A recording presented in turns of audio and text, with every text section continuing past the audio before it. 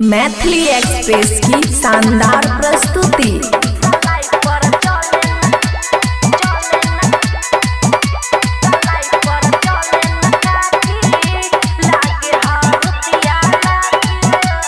Khushi recording studio Baluaha.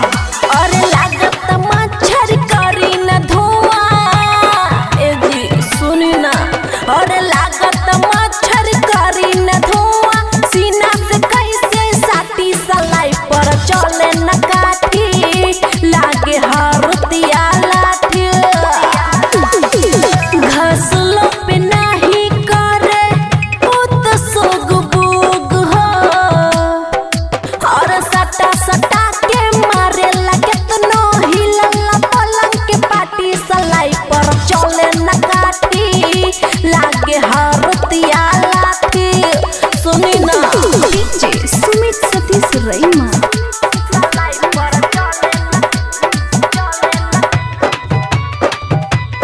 Mix by Aman अक्के।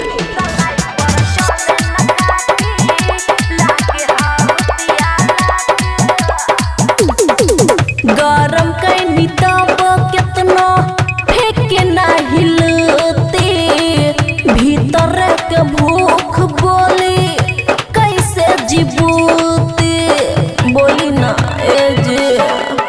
अरे गरम कैनी केतनो तब फेंके ना हिलते, भीतर के भूख बोली कैसे जीबूती। चढ़ल जवानी चुएला पानी, कैली न चुम्मा चाटी, सलाई पर चले न काठी, लागे हरुतिया लाठी। बुझी ना डीजे सुमित सतीश रईमा।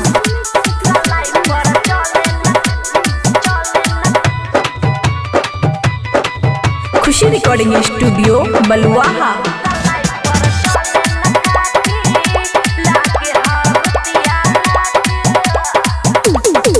रोशन दीवाना से लेब मुलाकात जी, खुशी के तबे कटी ठीक ठाक रात जी।